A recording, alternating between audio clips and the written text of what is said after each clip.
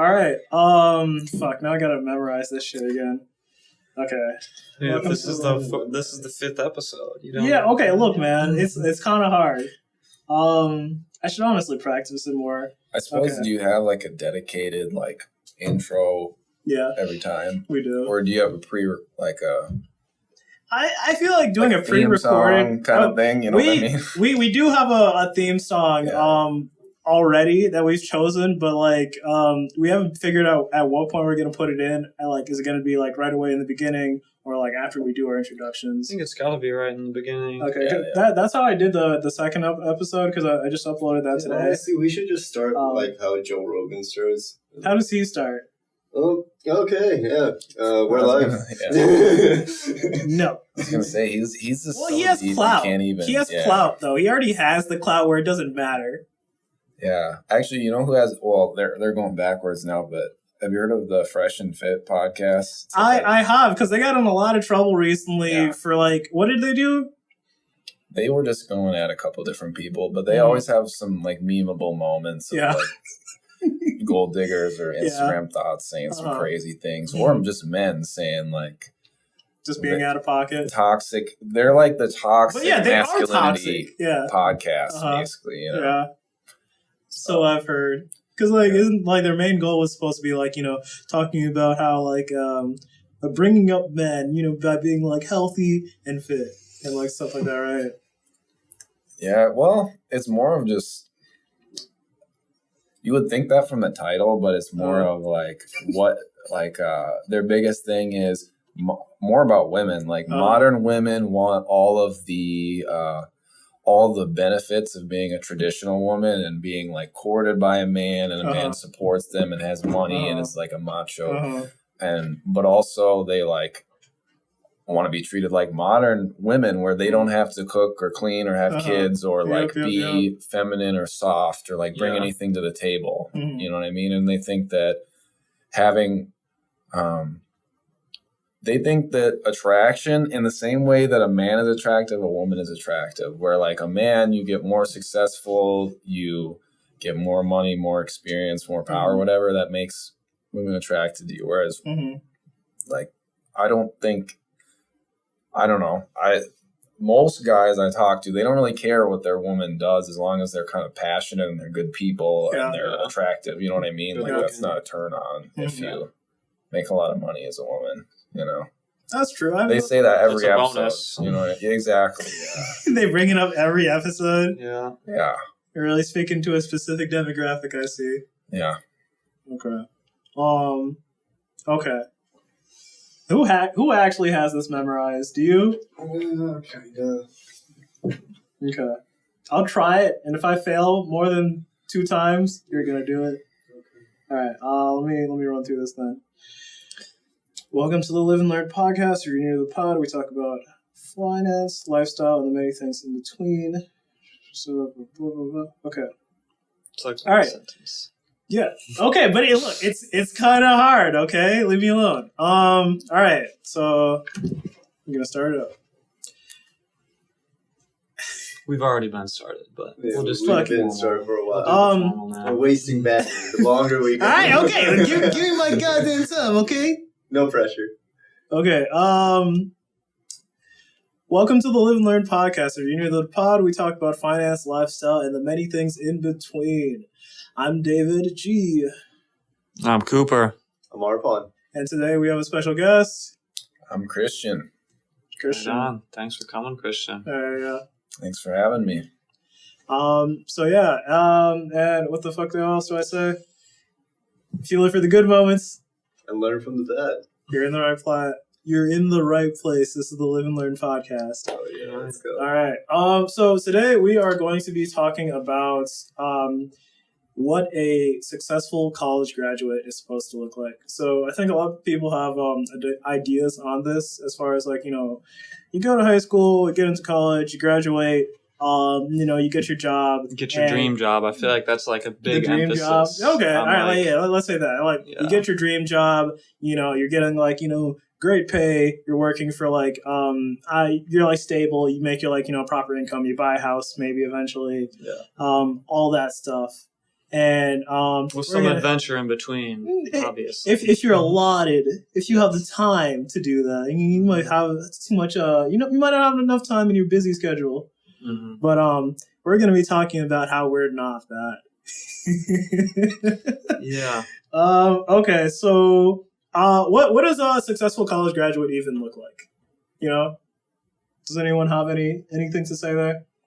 Mm. I think a lot of people would say it's just somebody that makes that transition super quickly, I think is the main thing. Because I know myself, and a lot of people, especially in trying to get to like medical school or PA school or NP school, they know that it's a long road. And oftentimes you're not going to be, as soon as you graduate college, you're not going to be smack dab like right in the middle of your big boy job. Like you're going to have to put in another 4 years, another 5 years, 6 years. So for one, making sure that as soon as you graduate, you're on to that next master's degree or medical school or whatever that is kind of a big deal, because you don't want to be that kid that, goes back home and they're like, what are you doing now that you graduated? And you're like, Doesn't that suck though? Like, don't you hate getting that question from relatives?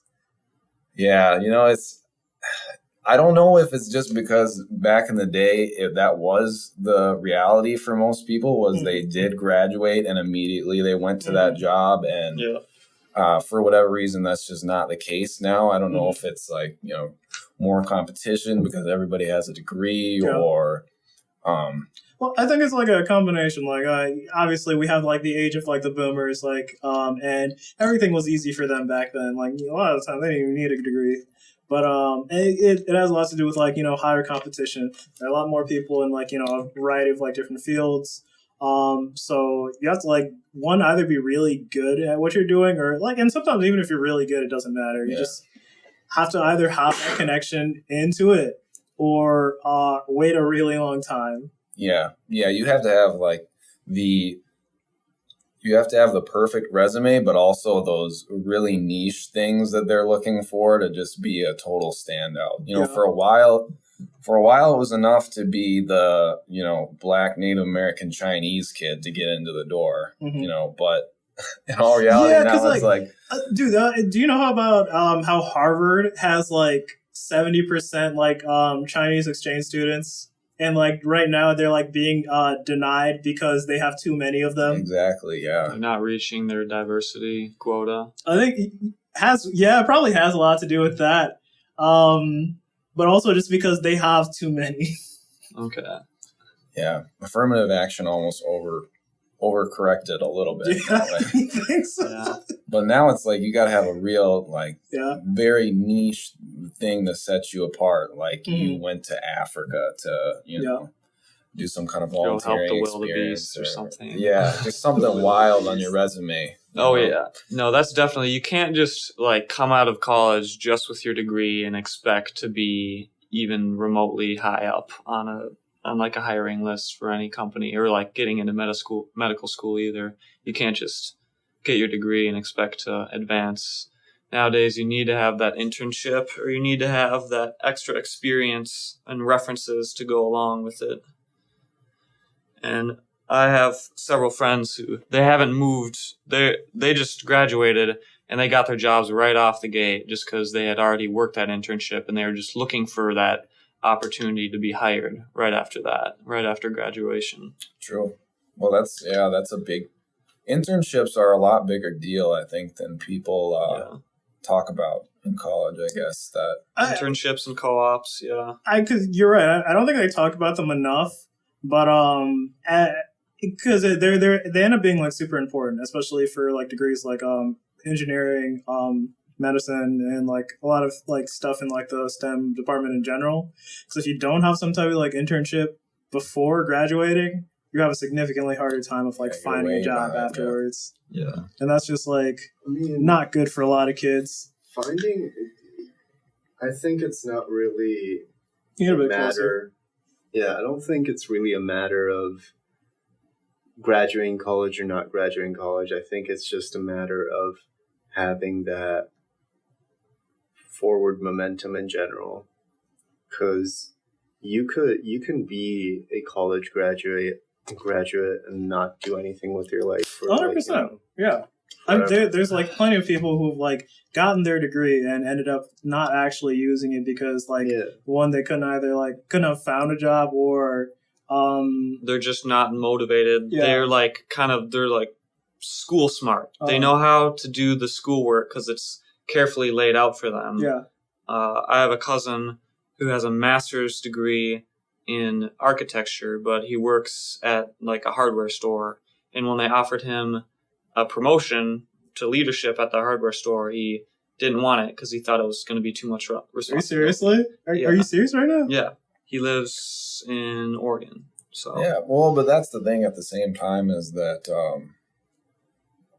as much as it is important to continue to strive and go forwards in your field, you gotta recognize, like, if you're going to be doing something for the long haul, like, are you really, like, why are you doing it? Are you doing it because you like it? Are you doing it because you get paid more? Like, everybody kind of knows that, and it gets told to you a lot. Mm-hmm. But the pressure from society to keep leveling up and especially make more money really kind of drowns that out. And it can be pressure from like family members too, especially. Yeah, can we talk about that aspect? Because like I feel like a lot of that pressure to like be the successful college graduate comes from your parents. Like, you know, they have like, you know, a set idea of like, you know, what you like have to do. Mm-hmm. And I feel like very often it's like your parents that are pushing you to like be successful. And it's like, it's not that you know, you're already capable of being successful, but they have a set idea of what success is. Yeah. No, that's the weird thing, is that they have great intentions, and a lot of times parents that push their kids hard, their kids do achieve in the way they want them to, but it's like they're a generation behind in the actual formula for getting what it is you want, or getting to where you want to be. Exactly. You're 100% right about that. Because I see it all the time with like immigrants specifically. Like you'll see it with first generation immigrant parents and first generation immigrant children. Mm-hmm. You know, their parents have like they're like pushing them to like, you know, be like really like book smart and like know what they're doing there, but they don't really have all the like advice to give for how to like navigate the system of like getting a job afterwards, like how to build your connections, you know, like even like where to put your money, like little things like that are like so necessary beyond all the book knowledge. True. Well, and in all reality, like, if you are just trying to make money, traditional college is probably not even the place you want to be, you know? No. Go in a trade. Go be an electrician or a plumber or something. Exactly. And that's what I always tell people is like, that's what I'm going to tell my kid. If you don't know exactly what it is you want to do and you know that thing's going to make money, just take, like, after high school, take a few years, whatever trade you like the most, like take those classes, finish it out, and you'll have enough money to pay for your own college. You don't have to be scared that you're going to go bankrupt. And you can never default on your student loans. They're going to be taking that out of your Social Security check. Like, they're going to get their money either way. It's the only debt that you can get that you can't get out of. You got to pay back your student loans. Well, yeah. Because like I think if you die, it gets like passed up to your parents, doesn't it? I don't know. It wouldn't surprise me. It really wouldn't. Definitely goes to the next family member. Doesn't it? That's definitely with like cosign loans. It does. I'm not sure about like. Just in general? Yeah. Okay, fair. Okay, then I guess that would make sense. If you co-signed on it, then obviously it would get passed up to your parents, which is fucking ass, by the way. Like, imagine, like, you know, your like child dies in some like freak accident. They have student loans, and now you're fucking paying it off from them. Yeah, I mean, I don't know. Debt is a very weird thing in America, though. I mean, every year you hear about the national debt going like another $1 trillion or whatever. Like, I don't even know what that means anymore. Like, because everybody's not homeless. Yeah. You would have assumed 10 years ago we would have been homeless, but. Well, I think that's the weird thing, because it's like, you know, they should change that little thing in the bottom of the notarized bills that says like, "In God We Trust." to just like in debt we trust. Yeah. Because I honestly, don't. Well, the only thing about my debt I trust is the fact that they're gonna get it. They're gonna get their money back. no, but like that's how everything works though. True. Like, even businesses, like, you know, Mhm. you run a successful business if other people are in debt to you. That's how it True. works. Fuck. I was gonna say something else on. Sorry, I cut you that. off. No, you're good. I had something else to say there. Oh, I suppose I could say something about the one thing that is, I think, very important about going to college in some sense, or at least having a bunch of friends that go to college, is it does bring together people from such different places and with such different perspectives. And it's, for most people, it's the first time that you're away from your parents and you can really decide who you want to be and formulate some new ideas, which I think that's the real, like, important part of going to college, not necessarily like the education, because there's plenty of majors that you're never going to make your money back. You know what I mean? You'll learn some great things. Yeah, I agree there, because it's like networking. Like, networking is like one of like the most like major factors of college. I feel like that's like one of the most valuable things that I got out of it, because like, you know, I met this kid, I met that kid, you know, and like I now do business with both of them, and I would not have been able to like made those connections had I not gone to school.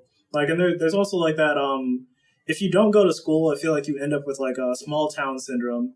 True, yeah. You like, you're in your hometown, you like never leave it, and you only know the people that are around you, that, you know, are your neighbors, that, you know, you have like some type of like mutual connection with. If you don't leave and like go out, like college or wherever, like, and like make some connections, you're stuck to that like population of people. And I feel like it's so hard to break out of that. It's hard to break out, and and the thing is, that wouldn't be a bad thing, except for, like, it's important to get out of that comfort zone, because, like, as much as people hate on the liberal agenda and, like, you know, they're pushing these crazy things in colleges and, like, the bottom line is, a lot of people fear what they don't understand or what they've never met or what they've never come into contact with. And, you know, as much as we would love to all learn from what everybody says about the world, most people learn by experience. And until you have that experience for yourself, it's just not going to stick with you. And especially coming from North Dakota and Minnesota, like a lot of rural places, there are so many people that I think, had they never went to college, they would still be stuck in a very different mindset about a lot of different things, you know? So it's really important to just get exposed to that. Yeah. Exposure. And then if you want to go back to your small town, then it's fine, you know? Like, you gotta find your peace somehow. Who does though? Like, I feel like once you like you I won't say escape, because I feel like that like implies that you hate where you are. But like, once you like get out of that and you like, you know, you do experience, you like get that exposure, you like widen your horizon. Why would you go back? Like, you know, like, maybe where you came from. Yeah. Maybe where you came from wasn't such a bad place. I guess. I went to school up in North Dakota, and I'm coming. Like, all of us came back from North Dakota, which is, you know, in everyone's mind is like smaller, and everyone wants to get out of North Dakota. So we came there back here, and I feel like we have more opportunities where we came from in the Twin Cities. And I think like part of what you're saying is like kind of not looking at the whole picture, because you, like most people, I want to say most people, they see this bigger picture and they want to bring some of that back home. They want to implement that in their own communities. Okay, I see what you mean. Because they don't want to just go out willy-nilly into some random place and, like, you know, leave everything that they've known behind. That's just not how, like, I hear what you're saying, but at the same time, I guess, like, from my own, like, personal experience, like, of Fargo specifically, most of our friends, like, you know, are like that situation where, like, you know, come small town place, don't know a lot of people, come college, widen the horizon, and like Jay, Jasmine, Jazz, like all three of those people, like really don't want much to do with where they're from after like, you know, moving onwards like into like something like bigger and better. And it's not necessarily because like they're trying to like run away from it, but because they can't find a lot of change from their homes. Well, then it also goes into interests, right? Because like North Dakota is mainly farming. If farming is not your interest, you have nothing to apply your knowledge to. That's true, because most of like the kids like are agriculture students. Yeah. Or even then, like, I know that you were talking about bringing that back to people from your small town, but even thinking about somebody who, I'm pretty antisocial. I could see wanting to going to the city, seeing all these things, picking out things that I like, and then like going back to that small town, and you can create your own little slice of heaven. You know what I mean? Like, especially if you're a very family oriented person, I could definitely see, you know, doing the Kanye thing, opening up, you know, a ranch, you know, a big ranch of whatever it is that you want. He's got these crazy tanks and stuff driving on his. I mean, it's not traditional farmland, you know. Like, I could definitely see how that would be appealing to a lot of people. Okay, you know. Then I definitely see what you mean there. Like as far as like creating your own slice of heaven, like very Kanye-esque, because like he literally out in some fucking ranch in Wyoming, making new plans for Yeezy. And, like, you know, all his, like, stuff there, making music, giving random Jesus tanks to, like, people he likes. Your own slice of heaven. But it takes some work to get there. We are not all you gotta have some resources, that's for sure. I don't think you can go back the same person with the same, you know. Yeah. You gotta be able to create. I think that's the main thing. And I think, on that, I think if you were to, like, come back and, like, build something of your own, like, home, you have to, like, go on that journey. Like, you know, go out, you know, make your money wherever, like, build up, like, you know, whatever you're doing in your industry. Come back, you know, like, the champion of your town and do whatever that you want to do there. Like, you know, like, increase industry in that place you live. But you don't even have to be a champion or town. A lot of this whole discussion is almost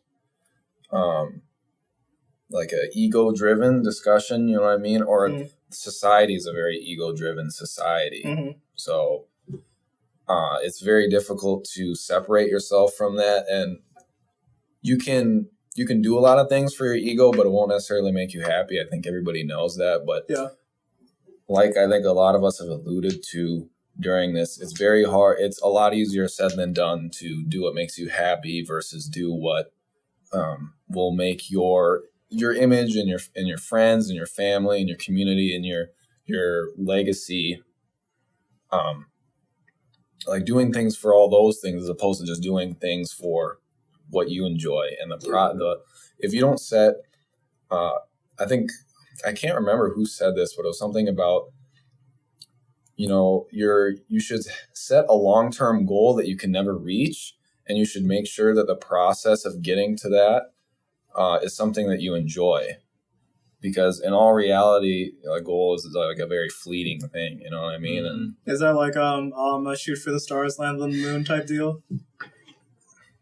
I suppose. I think it's bad for anybody to reach their ultimate goals. You know what I mean? Like, you should have huge goals, and but then that goal should lead to something new. Exactly. Something that maybe you didn't know you'd want to go towards. Yeah. I mean, there's a reason that when people retire, if they don't have some kind of small hobby or small business that they own or a family to look, they die in a matter of months, sometimes in a few years. Like, you know, it's wild. If you don't have some kind of purpose, then you know, you're done. Actually, I was just talking to a janitor at work. This guy is 60 years old. Yeah. He's a black dude, so black don't crack. He looks like he's 30 years old probably, and he's 60. And he was telling me that he actually did retire. And he was retired for 2 weeks, and he was like, man, I was taking naps every day. I mowed the lawn 6 times. And I was like, what do I do now, bro? Yeah. I'm like, I miss the work. And he had 2 weeks of retirement, and he said, he didn't know how much longer he could make it like that. And he came right back. And he's a janitor. all he does is take the trash from one floor down to the basement, go back, but he's made it into a process that he enjoys. He says hi to everybody. He has very interesting discussions. Yeah. He obviously has some level of like fitness in his job, which I think is kind of important. Like he gets his steps in and his movement, and gives him a reason to get up in the morning and to have good hygiene and to, the whole 9 yards. Like that, I think that I would much rather be that guy long term than, a lot of very successful people. I hear what you're saying, and I definitely agree. But I feel like that's a byproduct of being in the rat race, because I don't think a lot of people in the professional world have time for hobbies that make them happy. Because when I think about a situation like that, it's this is a person who is happy doing the work he's doing, but at the same time, outside of that, he doesn't have a lot that makes him happy. Yeah, well, that is very true. And actually, you guys probably, a lot of people can't identify with that because you guys are very creative. For a lot of people, free time is the scariest thing ever for them. Yeah. You know what I mean? What do I do now? Throw on a Netflix show. Yeah. Waste 5 hours. And then there's people asking, I watched all Netflix, what now? I just watched my whole show. All of Netflix. What? Imagine. Free time is scary, man. It's scary for a lot of people. And, some people are going to be like that janitor, and there's some people, I think the more creative people are they can never imagine ever living like that or being happy like that. But I think that's kind of this way. Yeah, I think that's kind of it's a matter of perspective, right? Because some people are creative, some people like what they like or what their job is. You can't discount the fact that of this course, man there's nothing wrong with loves liking the your fact job. that he gets to talk to all of these people every day. He takes out the trash. The fuck do you care about that? He's doing what he fucking loves. And having that taken away from you, or you voluntarily taking that away from yourself, because you think it's what you're supposed to do. And that's kind of you can phrase that same thing for a creative person, if you've been doing art for forever and someone takes art away from you, or you voluntarily take it away from yourself, the fuck are you gonna do? Yeah, I suppose for those kind of people, getting that 9-to-5 job would be the equivalent of retirement, because now you're taken away from that. But I met an artist at the airport. He'd work as a bartender right outside the overpriced drinks that you can get right before your flight. Yeah. We were going to the U.S. Virgin Islands, but we sat down for some pre-flight mimosas. And this guy was just telling us all about his artwork. He'd been an artist since he was young, but he was just supporting his career like that, working at the airport. And he was still, I think he was in his 60s, and he was still pursuing that dream of getting children's book deals and selling his artwork online. And I don't know, it was, you could tell he probably hadn't reached the level of success that he dreamt himself to reach, but he was still pursuing that goal, still going to work every day, and still I could see the enthusiasm and happiness in his eyes when he was telling me all about his drawings and getting a children's book deal. I really, really love people like that, because it brings me back to a Big Sean quote. Big Sean said in a song, if you're doing what you love in your free time, you still made it. And if you can make time for it and do the things that you want to be doing that makes you happy, even though you're not the greatest and the biggest, and you're still working a normal job, but you're still doing it, you're still trying, you don't throw it away because it's not working. you still made it because like you're doing what you enjoy, and not like anything stop you from doing it. And at 60, still doing that. Yeah, Dude, I love that. That's like super passionate to me. But yeah. Well, yeah. Why do we?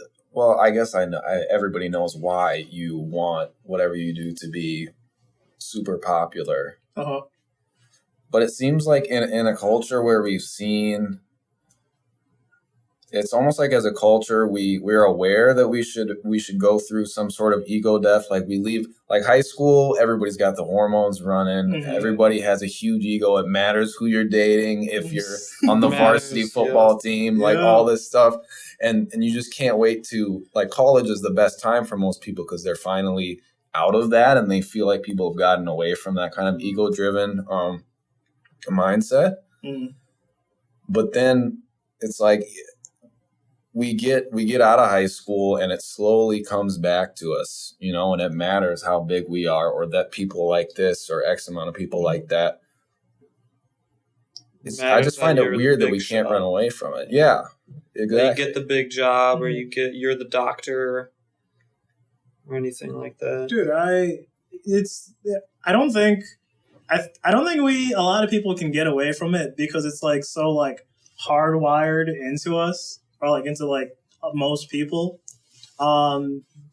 Because I hear, I don't think it's necessarily like a bad thing, right? It's like a motivator. I say like 50-50 in that because a lot of like workplaces end up being just like that, where they are like, you know, like there's a specific like work culture of like high school. Like, you know, you have like your popular kids who are like, you know, smashing it over here. You have like, you know, like your outcast group over here. You have like your popular girls over there, and like they're all like fighting for their own like specific like reasons. And it's like because I hear it so often from just like other adults that I know that it's very high school drama. Even after like you get a job and you've been there for a minute, and like that's like it's very weird to me because you'd think we'd like outgrow high school, or at least like a high school society. I mean, that's the society that you got to know in your most developmental stages. You think you can just run away from that? No, you're right, but it's still wild to me, you know. Like, because as I like grow more and more, I just realize how little I care about certain things. And like, don't get me wrong, like my ego is still like enormous, and like I care about like a lot of like things, but after time I've realized certain things I can't do anything about, and I just don't care anymore. I like put little mind or pay a little like attention into it, and I just like when I look back onto my like high school stuff, I'm just like, damn, dog was trying way too hard, and it's just like, I don't care for that anymore. Yeah, I suppose you guys are all right. It gets you places, but it is just weird that we know long-term happiness is probably not driven by your ego, but regardless, we still use it all the time. You know what I mean? Can you survive without ego? Probably not. Probably not. I think it's a human condition thing. True. I mean, because like without like some form of ego, like what drives you to like move forward, drives you to be better. You know, like you don't have any identity. And your identity like drives what you want in life. There's a certain like pride in yourself that like ego brings. So, I guess it's not really avoidable.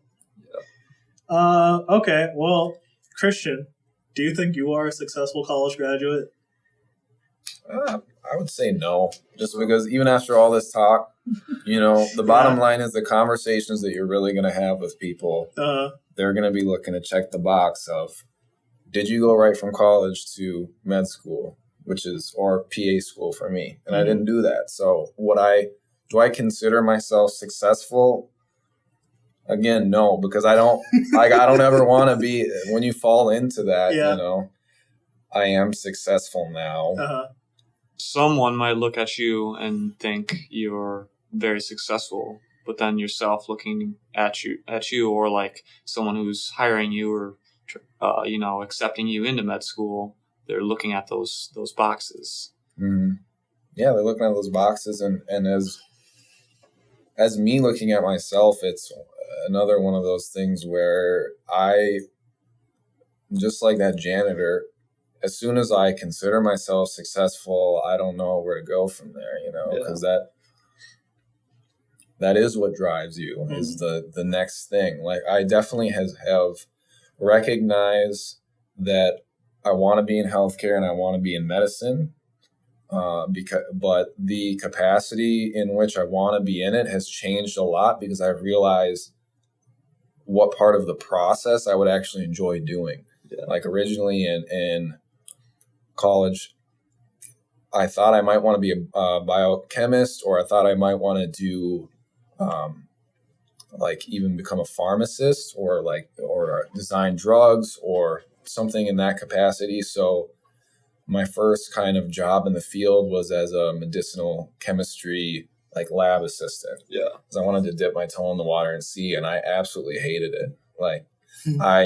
I love the science that comes from it, because medicine in America is very interventional. I mean, everything is drugs, unless it's surgery. Surgery, you can fix somebody up pretty quickly. But the bottom line is, in America, if you're treating somebody, if you're a doctor, if you're whatever, you're giving them drugs to fix the problem. It's not like a preventional, eat this way, diet, exercise. Everybody knows that, but we haven't really pushed it in America. So you do what you want, and then you take a pill to feel better. And I found that interesting. It is cool to know that it's almost, like medicine is the real life magic. Like, you just, this tiny little thing you put in your body, and all of a sudden you're cured, or you're, taking psychedelics, you're in another galaxy or something, dude, antibiotics. Antibiotics. As we said before, you get your vodka cran, put a little bit of alkaline water in it, healthy. Oh, yeah. Man. But yeah, no, I found that I just didn't enjoy the lab work as much as I'm not a people person. Yeah. It was very lonely work, and it's also very difficult. When you draw out experiments, you're isolating all your variables and stuff, but something inevitably goes wrong. And I was also at the point where I was faking it till I make it. I didn't want to bother my professor too much. Yeah. But I also didn't have the knowledge, so I was constantly reading papers and reading textbooks that I didn't need to and stuff. I realized that was not the life I could see myself living long term at all. Yeah. And so then I decided from there, okay, that's not what's for me. Then I ended up working in a mental health and addiction treatment center, and I found I actually really liked it. And like I said, even though I'm not a people person, I found that when I'm in the capacity and I feel like I'm in a group of people that has a goal in mind, especially helping people, then I tolerate people a lot better, or I'm able to communicate a lot better, and I have much more patience for people in that capacity. It's actually super weird. I'm very good in patient care settings. I'm very patient, even for some of the ridiculous things that patients or clients do. You're super well mannered and tempered, which is very unlike a lot of the rest of your family members that I know. Well, but here's the thing: in my spare time, or to my family and friends, I have very little of all of those things. Really? You know what I mean? But it's just, I don't know. I like that it brings that out of me, and I think it does force me to get out of my comfort zone enough to where I like it, and I like the process of that a lot more. Which is when I realized I wanted to be a physician assistant as opposed to going into biochemistry or designing drugs or anything like that. And I realized I didn't want to be a doctor because I didn't want that to be my life, as much as I love those things, I also go on a bunch of tangents as far as things that I enjoy or topics that I like. Yeah. and I wanted to have the freedom to pursue those things and still be in a provider role. Mhm. So that's why, you know, a physician assistant or a nurse practitioner, they operate in the same capacity, but they don't have nearly the amount of school that a doctor has, and they don't have as big of an obligation as far as hours go, which I thought was a big deal, you know. Yeah. But it put me behind the 8 ball, because in all reality, that's why I'm in the position now I'm in, because the requirements for PA school are very different from medical school. Yeah. So because I didn't realize I wanted to do that till my junior year, now here I am accruing all of these hours that I wasn't getting in college. Mhm. Whereas if I would have known that, I would have been doing that, you know. So. But I think like part of, you know, the process is going through and finding what you love, you know. Like you're not gonna fucking bust out of the womb and be like, I'm gonna do this.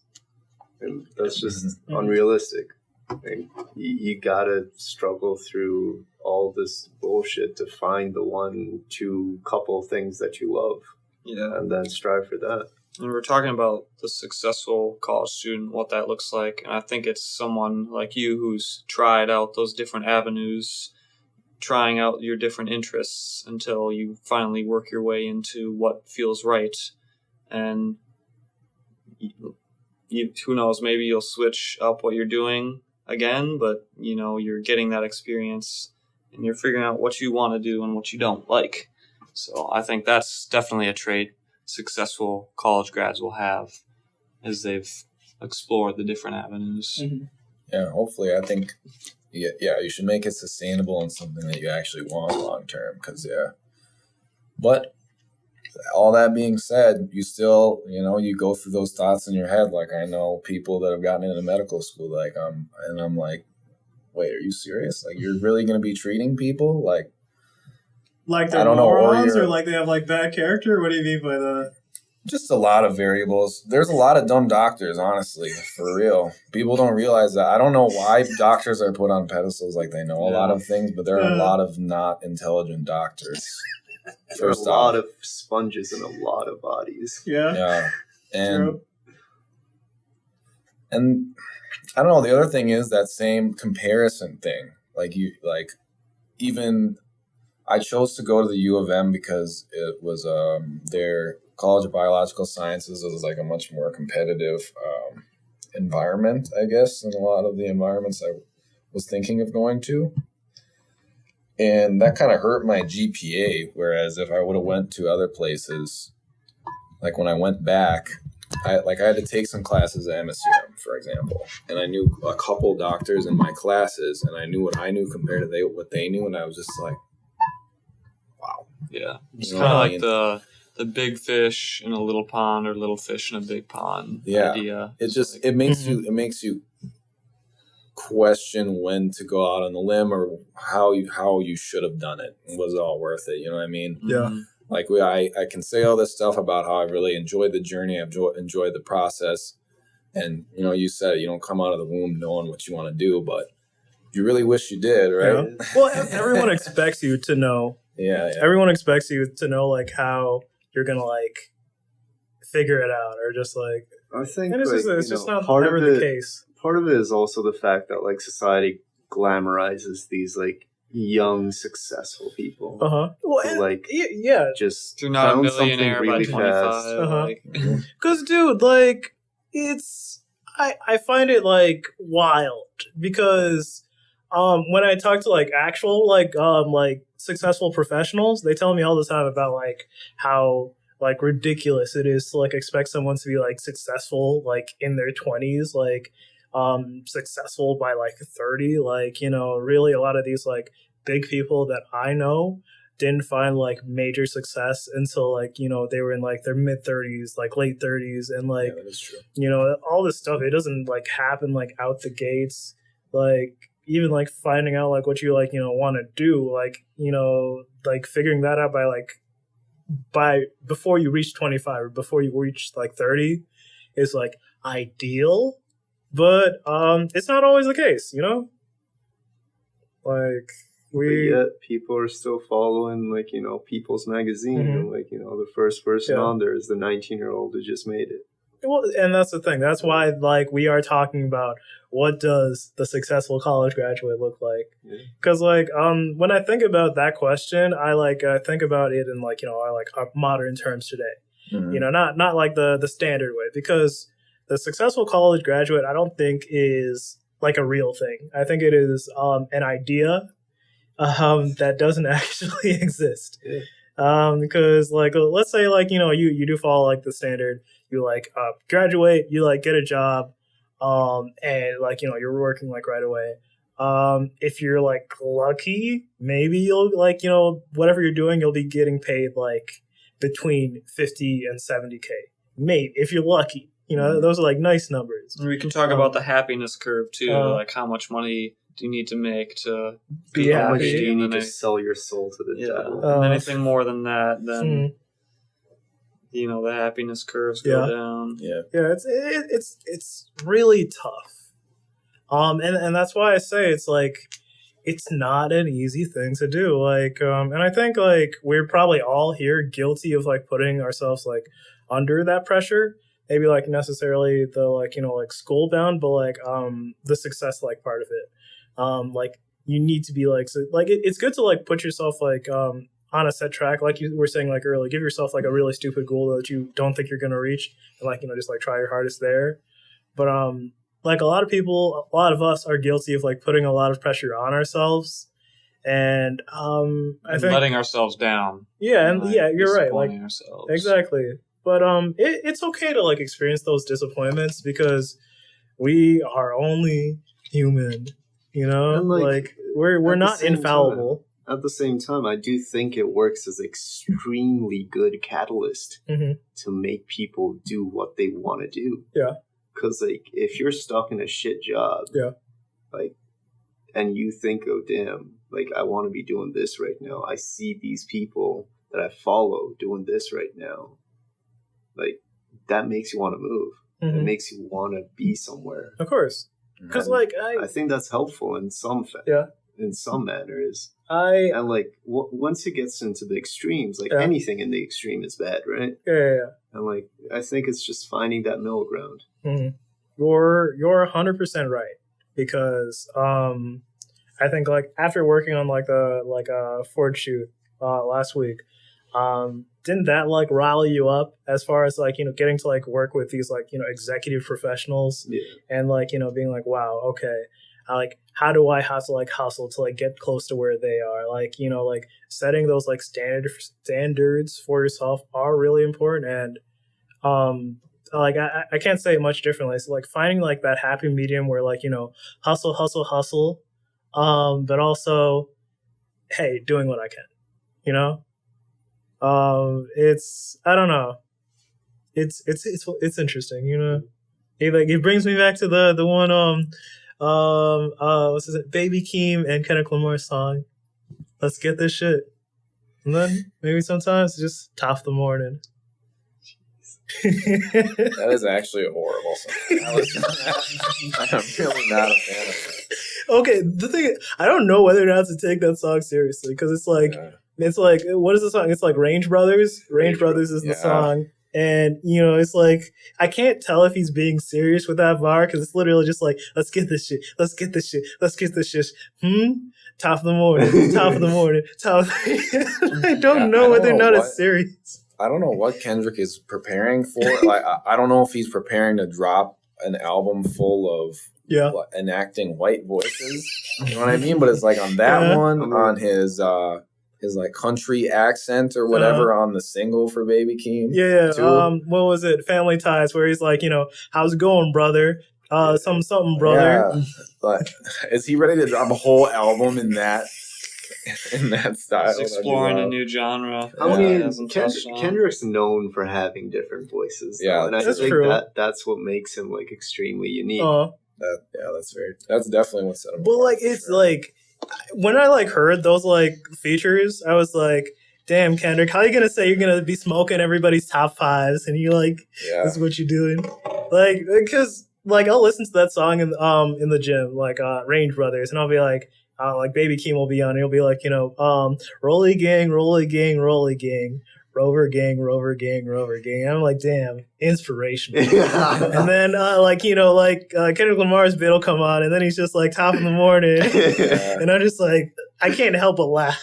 Yeah, although I realized listening to Baby Keem's album, he suffers from what a lot of people that kind of have this family ties that gets them in, where they have insane production and the mastering is all there, and there's super cool beats, and they've got flows and everything, but they really struggle lyrically and structuring kind of a narrative. You know what I mean?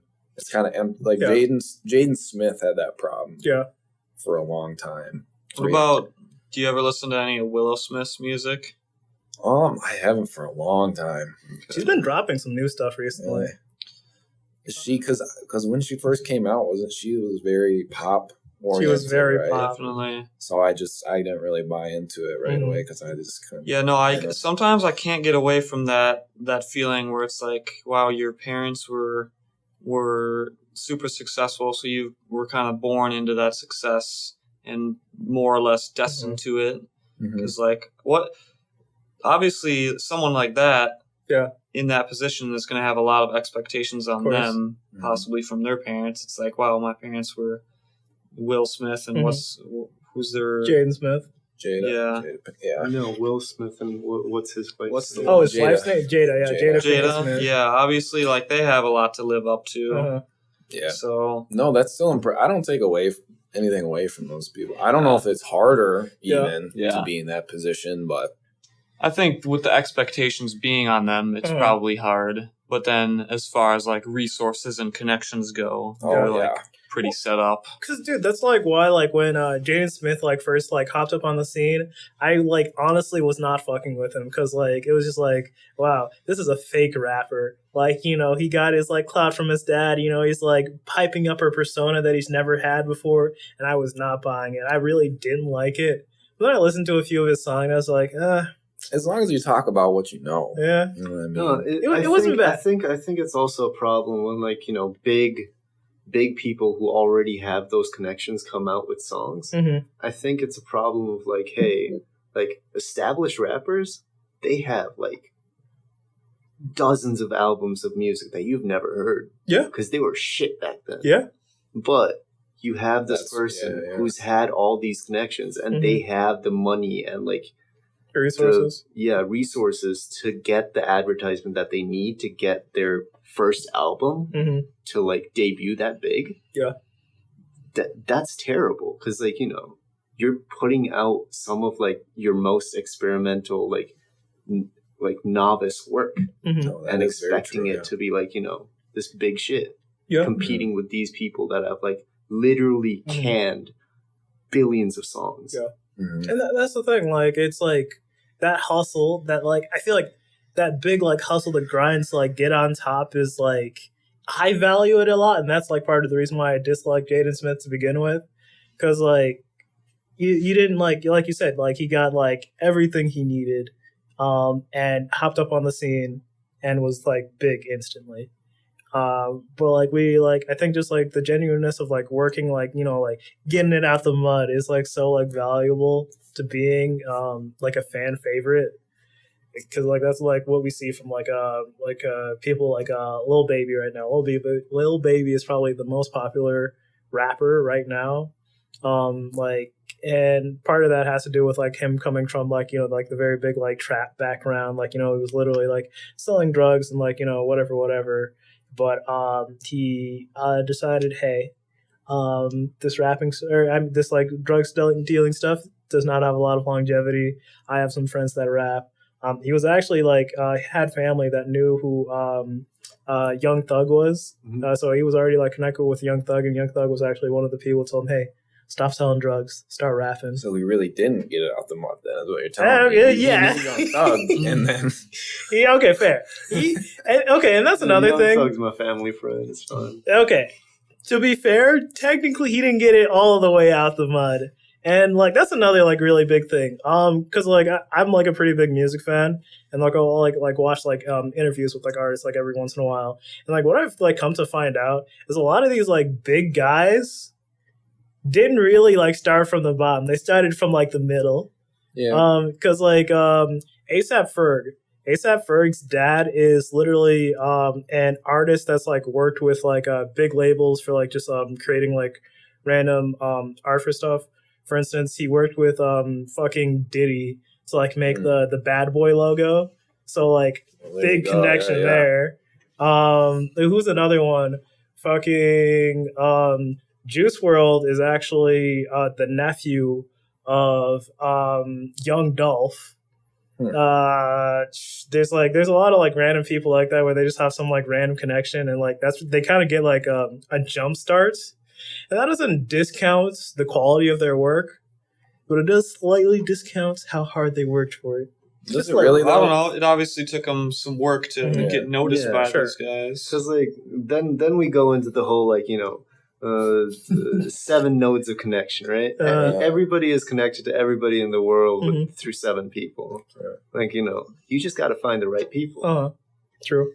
And especially, I mean, relating to college.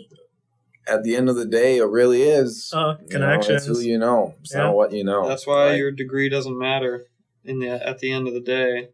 Like the physical degree, like just that college coursework doesn't matter as much as who you've met in college, who you've connected with, whether it be like, someone in a hospital or like the lab that you've been working in, those lab professors, or like if you're sales and marketing, whatever firm you were working at.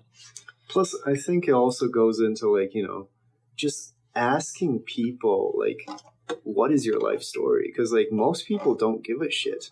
And it's crazy to see that because like, if you sit down and talk to someone, holy shit, they know so much. And it will like... I think a lot of that has to do with like us living in a very like fast-paced culture where a lot of people aren't really willing to like take the time to like get to like sit down and like know someone. Because I think this like goes back in like to working with like professionals in the real world. If you like get to like know these people, like hear them, just like kind of like learn their history a bit, and like vice versa to them.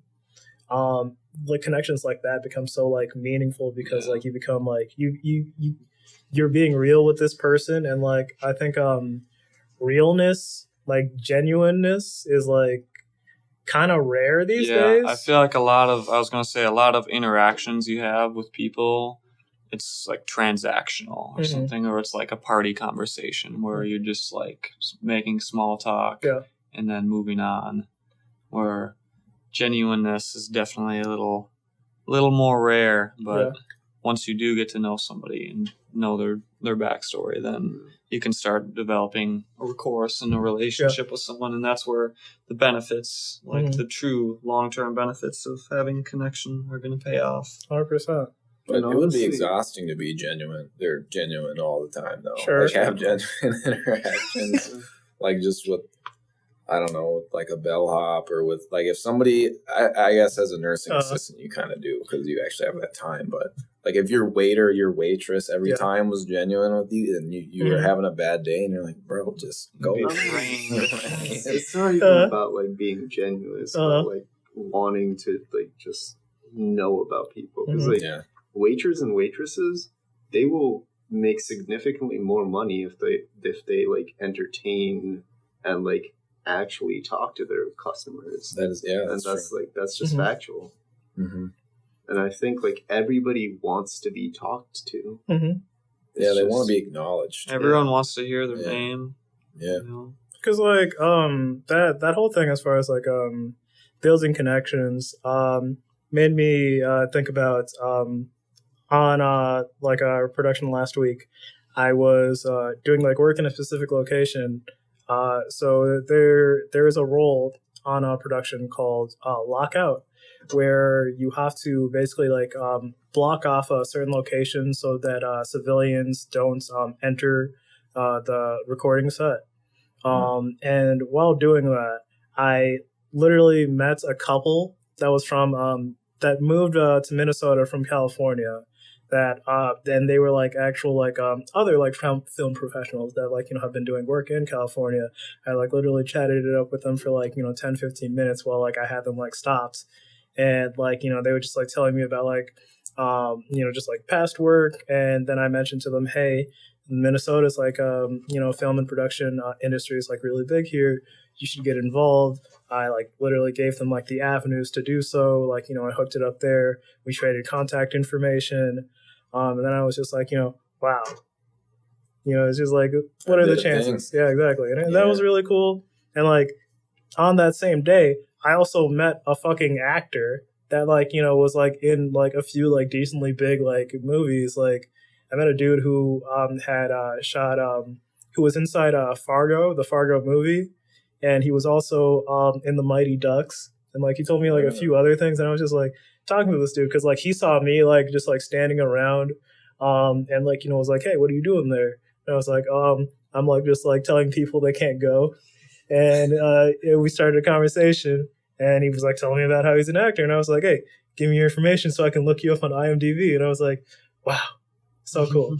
Yeah. Just like being willing to like slow yourself down and just like take the time to like talk to someone, to like be like genuine or not, and like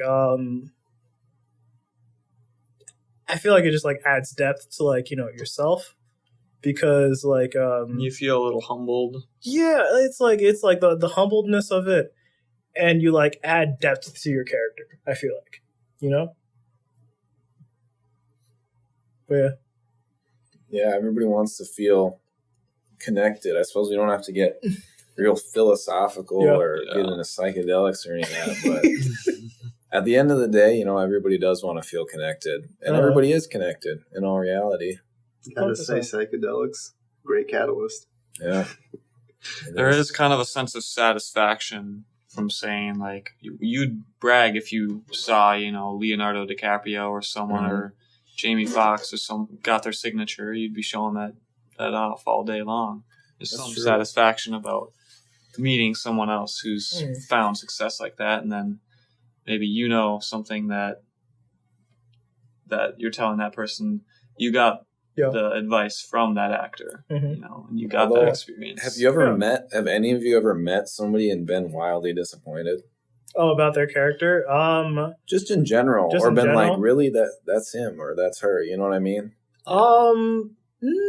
I don't think so. Just because, like, I have, as far as like famous people go, I haven't like really met many famous people to begin with. Like, I've seen like one person in concert, of which you were supposed to go with me to, but you ditched me to the Tyler concert like 2 years ago. Yeah. But like besides way to call him out. yeah, fuck you. But besides that, like when I think about like interviews that I've like heard of, or just like certain celebrities getting like talked about, and I'm like, no, I mean in person. I think there's something weird that happens when anybody that I've met in person, I don't know what it is, where you finally make the connection, like, yes, this really is just another person. Yeah. And you're kind of, you had this big, like, idea, you had this big picture of them, and you held them up somewhere higher than a normal person, then you meet them, and you get that feeling, it's like, wow, you really are just another person, you're just like me. Yeah. It's not even that their accomplishments are any less, or they're any less, it's just the idea seems like it's always bigger than the meeting. Yeah. All right. Okay. So then let's talk about our stages right now. What stage are you in? As far as like, I'm just in being limbo. happy. Oh, of being happy, sure. or of being happy, finding your success, Uh-huh. being where you want to be in life. I mean, I would say I'm pretty far along in the stage of happiness, only because I've kind of been forced to, like I said, find a process to where I enjoy it. And that's been like deliberate in the past year and a half. That's kind of what I've learned from college almost, is that in all reality, you might get to where you want to be, but you never know when that's going to be. You know, this Mhm. I don't know how many years it's going to take me to get to where I want to go. So Yeah. I got to make this process something that I enjoy.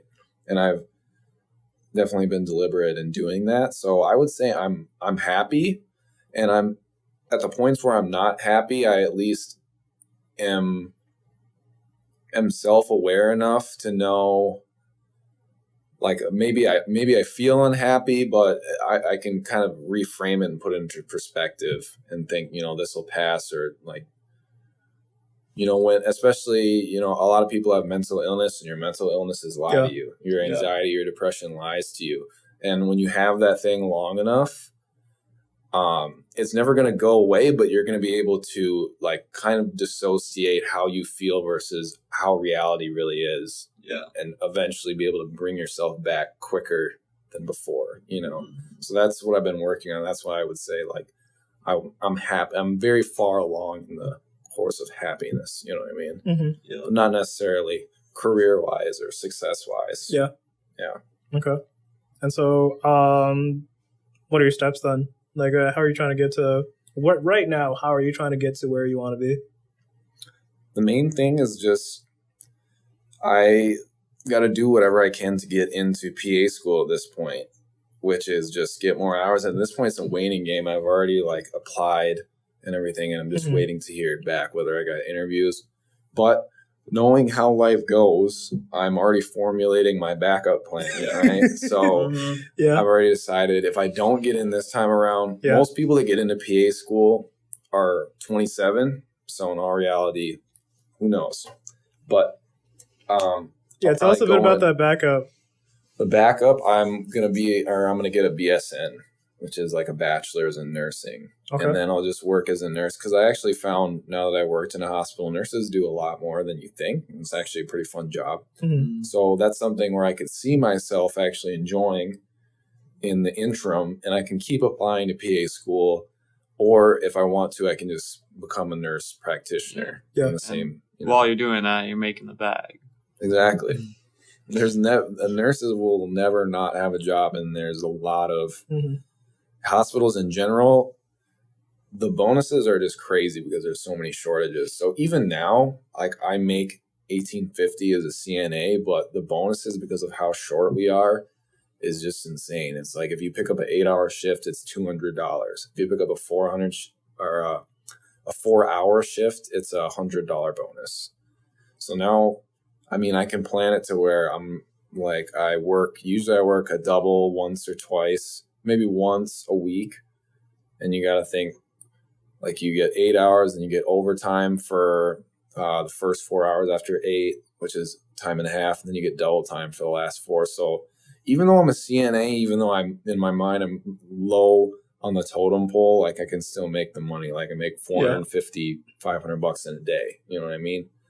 So I'm not as worried about The financial aspect. Yeah, and especially when you grow up and you're really paying, you know, people grow up and have to pay for their stuff in different time segments in their life. But I realize the life that I want is not that expensive, luckily. You know what I mean? Uh-huh. So that's why that's another part of my happiness, is I realize I feel like when I was younger, I thought life was a lot more expensive than it actually is. And it is expensive when you're trying to flex, or when you don't make your own meals ever, or whatever. But I think it's very, like, priority based, like, based on, like, what you, like, value as far as your happiness, like, what makes you happy. Because I think there are definitely a lot of those people that, like, you know, you gotta get the nice watch, you know, to, like, you know, impress your coworkers. You have to have, like, you know, that new Mercedes, like, S-Class, you know, to impress your coworkers. Well, and I totally get that. I'm just glad I'm not a person that those are the things that makes me happy, you know, because then I would be screwed. But for now, I can save a lot, because those are not things that I really care about, you know. Like, vanity is a really, like, weird thing, because I think it's, like, kind of, like, double-sided, because, like, a lot of people, they'll, like, you know, want the super nice car, you know, to so people think they're cool, or, like, just because, like, they like it. I think that just because they like it is a much smaller demographic. And the thing is, like, even just because you like it, aspect is, like, even still kind of like vanity, because, like, this is a thing of value. If you really didn't care about like, you know, the nice things in life, like you'd be okay driving like a beater, having like, you know, 30 million in the bank, you know, and like there are literally like millionaires like that drive around fucking beaters. Oh yeah. And it's not a thing to them because you know, I like fall victims of this stuff like all the time, of like, you know, like seeing like, you know, like the big like rappers and like saying like, damn, that Lamborghini truck looks pretty nice. 400K maybe one day. Yeah. No. And the guy who owns the boatyard that I rent the slip for my boat at, he's just, you know, he's loaded. Yeah. He's a millionaire. He could buy whatever boat he wants. But he doesn't have a house. He just sleeps in the boatyard, and he drives just this shitty little truck because he doesn't care at all. And then he's happy. Yep. He goes up to these two yachties who are staying in his yacht club. He's like, guys, you parked me in. You got to move your car. And they're like, well, who are you? Like he doesn't own the fucking lot. And then he goes back. He's like, well, who are you guys? And the lawyer, I guess they're lawyers, two lawyers. They're like, well, let me see your ID. And he's like, well, he goes, I own this boatyard. You need to move that. He's like, well, let me see your ID. Like, I don't believe you. And then the boatyard owner goes, well, let me see your ID. And then the two lawyers go, well, I got a bigger boat than you. And that's when he just turned around and walked away. Yeah. Dude, really? I want to be like, bro, you better get this fucking shit out of my fucking property. Like, how are you going to come at him like that? My boat's bigger than yours. Oh, well, I own the water that your boat is in. Yeah. That's funny. So, yeah, you know, there's some people, it's like goes back to the ego thing. It's like who they are, what they own, the connections they have. And then some people who are maybe like, well, they're well connected and they have a lot of money. They own a whole boatyard, and that doesn't really, you know, make a huge difference on what their character is or how they live their life. You know, true. Very big ego thing. Like it's just like, it's just what makes you happy at the end of the day, and like, you know, that doesn't matter like outside. Just be happy for what you are. Yeah.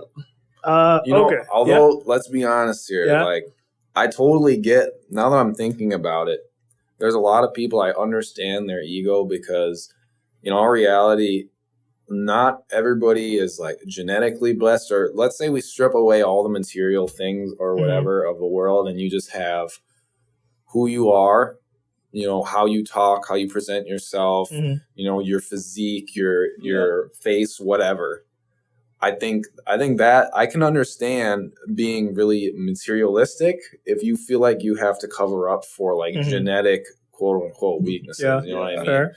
That is one thing. Cover up who you like feel you are. You feel like you're not like that great of a. You're not human, enough. So you. Yeah. You're like overcompensating, because at the end of the day, as much as we're, you know, flying planes and driving cars and stuff, we still have that like caveman hardwiring, you know what I mean? And those are the things that our brain values the most, even if we want it to be these other things that we've. You're right. You know.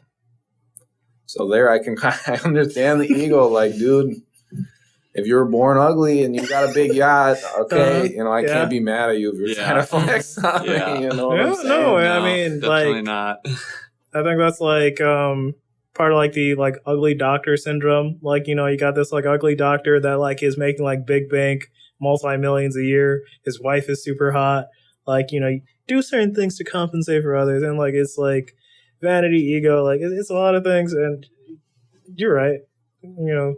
For different reasons for it. Yeah. I do agree with you, though, Christian. You can't hate on them for being successful. It's tough, man. Everybody's got to get what they can. You can hate on them for being a dick, though. Facts. No, Yeah, don't want to go to your head. But okay. So for this week, so usually we have like we have one segment so far called Money Moves, and we talk about just like relevant topics in like finance lifestyle that like happened like recently in the news. I actually forgot to write one for this week, So what do you should be embarrassed. Fuck you. But what do you think is relevant right now? I think it's relevant right now. There's like some like big that you saw that has to do. I suppose it seems like the big thing going on right now is it seems like Congress is really battling back and forth on this huge infrastructure bill. Like they passed the $1.5 trillion one, but they really want this $3.5 trillion one. And they're very much, we're in just a really weird place because during the pandemic, you know, they set the interest rates and they set 0% interest rates. You can't go negative. They talked about having negative interest rates. Like we've been putting off this debt ceiling for so long, and we've been trying to maneuver it with the banking system and with the Fed specifically. Yeah. And it's like in this past month, we're very close to actually having to stare the consequences of those actions in the mouth, I guess. And that's what a lot of people were blaming I don't remember how much it actually dropped. Maybe like 3% that the S&P 500 dropped. Yeah. But I suppose... just buy the dip. Yeah. Buy the dip. Gotta buy the dip. Definitely don't be afraid to risk what you have while you're young too. Yeah. I mean, I think we've, as far as this entire president has gone, presidents. How do you pronounce the word? President? Not president. Not like precedent. Precedent. Yeah. We've seen a lot of fluctuations in our country's money. That's why the fucking markets gone down and up just really drastically. Right now we're back down again. A few months ago we were kind of up, and it's good for some people. I think it's good for the short term young person, but it's fucking up a lot of old people's money. Yeah, if you have to get out now, for sure. I mean, shit, you've been surfing on a 7-year up. What do you mean it's been fucking their shit up? Yeah. They're chilling, bro. That's true. I suppose even since 2008, people are up if they just waited that little amount of time. True. That's the only reason that's the nice thing, I guess, about index funds is that, at the end of the day, you don't really have to go with a mutual fund because indexes manage themselves. If a business is not successful, they're going to add in a new company and they're going to get rid of it. So realistically, theoretically, the NASDAQ, the S&P 500, the Dow should always go up if they're properly balancing the companies that are in them included. Was it a 7% return yearly? Yeah, I think it's for the last, I don't know, 75 years. Exactly, yeah. If you just put it in and leave it, it's going to do way better than 90, probably. I don't remember what the exact stats were, but it was at least 90% of hedge funds. So why not? Don't make it too complicated. True. Yeah. Especially if you're kind of new to trading and you're not, there's so many different options. You don't want to waste a lot of your time having to worry about checking things every day if you're day trading or things like that. Yeah. You have much better things to spend your time on. Sure. Much better things. I think day trading is just a waste of time. You could end up just losing money. 90%, more than 90%. Yeah. Well, it's just I don't know how you value things anymore. You know what I mean? It used to be stocks were valued based on the revenue and the profit that they could produce in the future. And now it's valued based on how cool people think it is. You know what I mean? Tesla's worth more than the top 3 car companies and produces and is not even profitable, but for the fact that they sell these electric vehicle credits. And they'll never, it's people think that buying the Tesla as a stock is investing in Elon Musk, but you're just buying the car company. You're not buying SpaceX. You're not buying his Hyperloop. You know what I mean? Neuralink. A lot of that stuff has to do with... Because, you are investing in the person Elon Musk. Because, that man says, Dogecoin, damn, Dogecoin going up. Yeah, okay. You're not wrong, but that's what I mean is you don't, you have to be in tune with the culture now to where true value doesn't really, I mean, it does matter, but is not more valuable than culture now. Yeah. You know? I think a lot of that has to like it is the fault of our generation and millennials. So like millennials and Gen Z, it's kind of our fault because we hold like different like values in what a company is supposed to be. Because just like you said, with like Elon Musk, a lot of people like him because like he's like very eccentric. You know, like he'll like do like weird things that like, you know, are like out of the norm. He used like anime to promote Bitcoin one time. Oh, really? Yeah, it was really weird. He'll do like just a bunch of like outlandish stuff, and people are like, you know, he's different from these other billionaires. Yeah. I can trust this guy, and like, you know, stock goes up. And like you're right.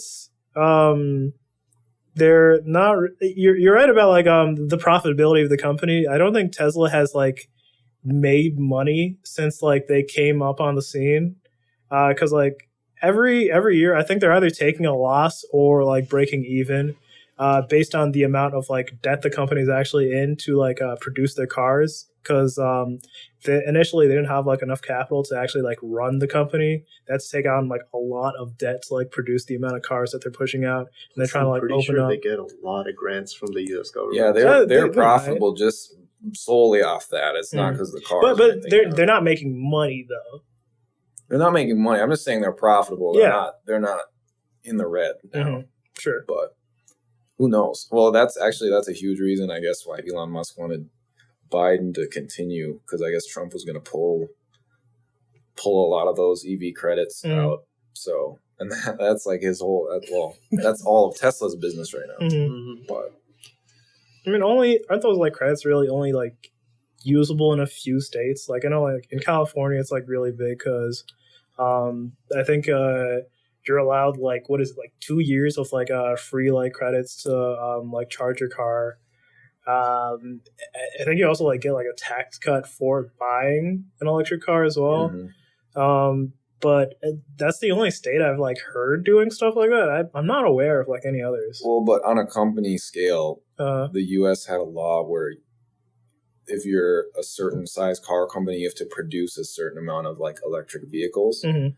And a lot of companies just decided they weren't going to do that, and they basically bought Tesla's electric vehicle credits because that's all that they produce. Yeah. So they could say, like, oh, here, like this, they can give that to the government and say they did their thing. But now the other thing is these big car companies, they're creating their own electric vehicles, so they don't have to buy it necessarily from Tesla anymore. So that's going to go away either way. But I mean, they use the government to their advantage while they could. Mhm. But I mean, looking at it as a stock, it doesn't make sense, you know. Whereas you have companies like, I guess Alibaba is pretty suspect now because the CCP doesn't like them, but like Alibaba's been way like sketched from the outperforming. jump. Dude, But I don't any know. Chinese company, bro. That's the thing is I don't know if it was real. I don't know if their actual like financial statements were legit, but they were pristine. You know what I mean? And they projection wise and all that kind of thing, even if they were like half of what they could be or what they're projected to be, like they should have went up in value. But then here comes what's his name? Here comes Jack Ma saying something bad about the government, and like that, they stop his IPO for his other company, like Ant Group or whatever, and then they slash a bunch of regulations so that now Alibaba drops its stock, and then you don't hear from them for how long? People thought they just killed them because I guess there's a bunch of like Chinese business owners. If they speak up against the CCP, they'll jump out the window. There's like a bunch of suicides, and it was like, how did he throw himself? Like they look at the crime scene and they're like, how did this man throw himself out the window? Yo, China's wild, right? Yeah. Oh, those marks on his neck? Nothing. He killed himself. Yeah, for real. It's like, yo. It's like when I talk to people about that sometimes, it's like if you're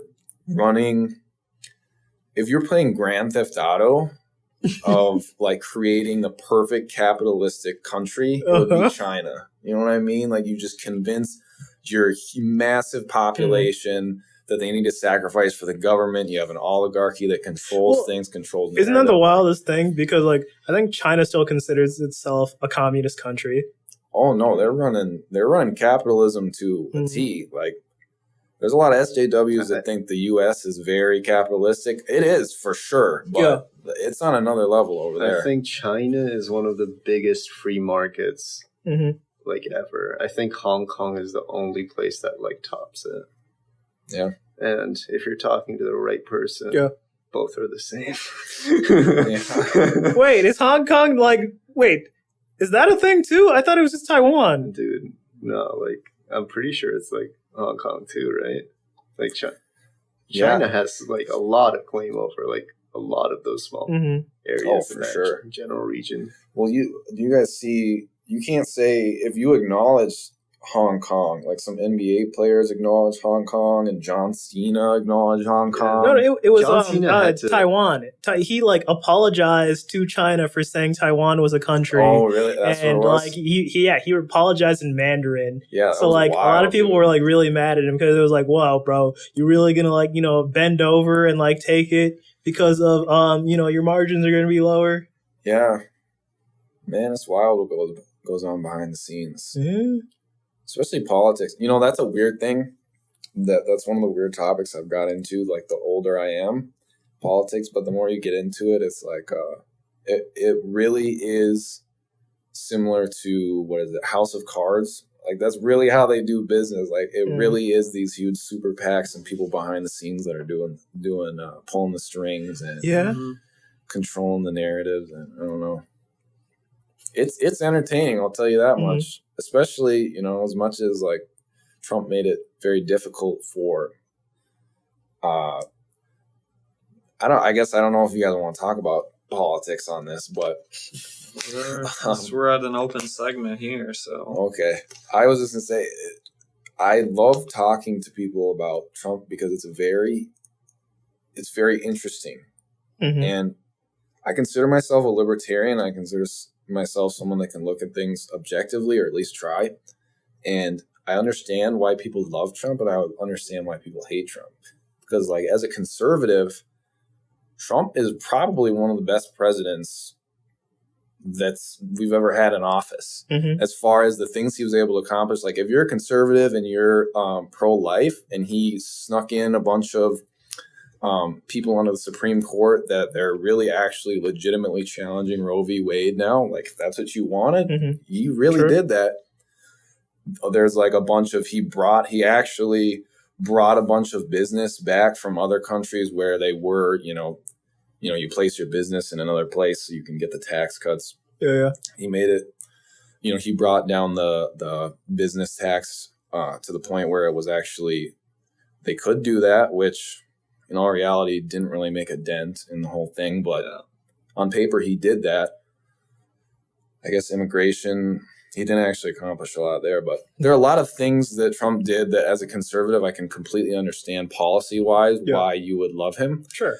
But then there is what people miss as conservatives is the idea of him as a figure and how as the president, you're the face of America for your 4 years or your 8 years, and how you act very much rubs off on people around the country and actually does affect people's lives. Like it was, as any kind of minority, you knew that Trump was in office because he gave people the confidence to be racist, hateful again. You know what I mean?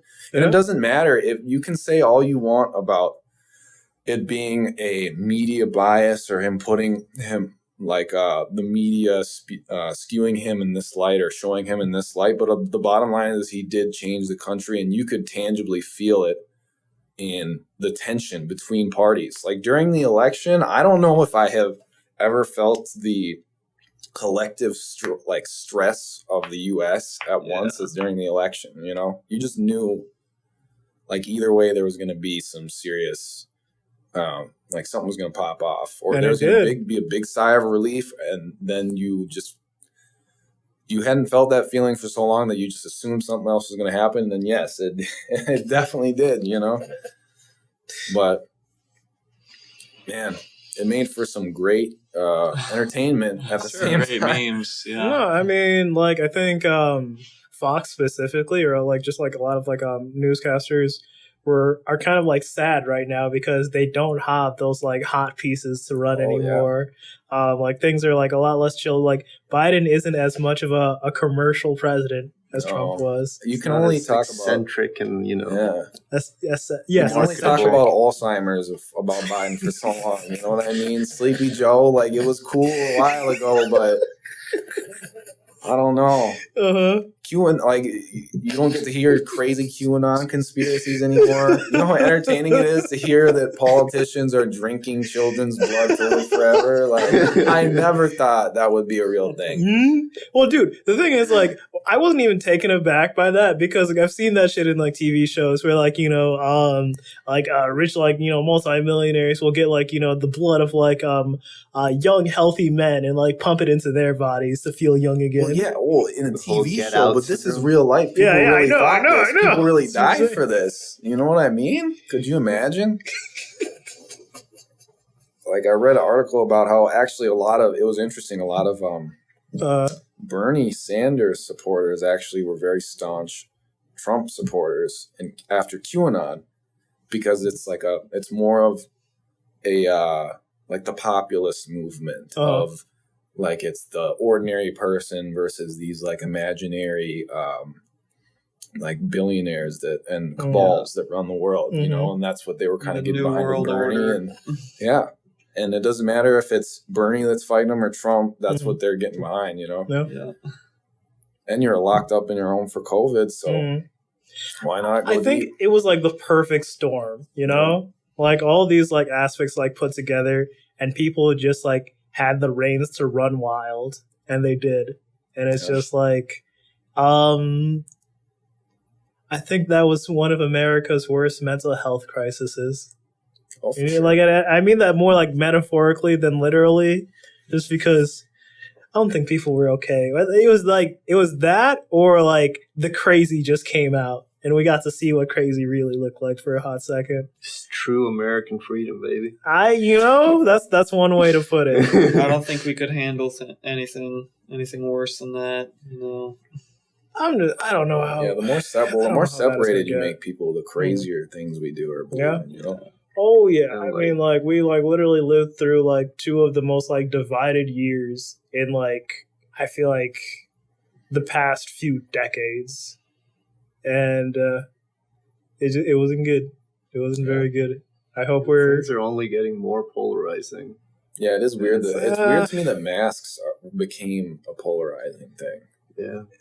it's like the thing the people with like that is like I don't know how your like liberties are being taken away by wanting to support the people around you, because like the whole thing with like masks is you're protecting yourself and the people around you. No, it's a genuine humanitarian concern. Exactly. And Like- like people were like, no, this takes away my freedoms. How dare you make me put this thing on? I'm choking. I am dying. Yeah. I have a breathing condition. And some people did, but like most people did not. Yeah. And it's just like, think about the greater good.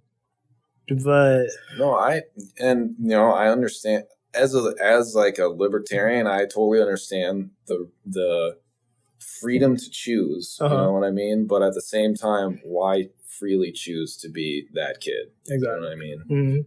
Yeah. And There are better things to fight for. yeah, there are a lot better things to be up in arms about, you know? Yeah. Okay.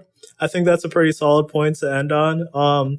America is crumbling, and we can't do anything about it. Yeah. Okay. So we still haven't Sit figured down out and like watch the fireworks. yeah, baby. exactly. Sit down and watch the fireworks. 4th of July. We still haven't figured. We need to figure out what our fucking outro segment is gonna be. This has been the Live and Learn podcast. Yeah, this has been the Live and Learn podcast. There we go. Yeah. Yeah, thank you, Christian, for coming on and talking to us. I hope you had a good time. Yeah, it was a good time. I think Mhm. you gave ourselves, and our viewers some very intriguing conversation, and we appreciate you for that. Thanks for having me. I never thought I would be on a podcast. Yeah. It's kind of cool. This is a very official setup going here. And I Try got the our gold best. mic because I'm the guest. You got the Anyway. bacteria. Oh yeah. I'm glad you Lavish. thought so. Coming at you from the Aquamedics Aquamatics studio. yeah. All right, everybody. It's been fun. See you guys next week. That's a wrap. Okay.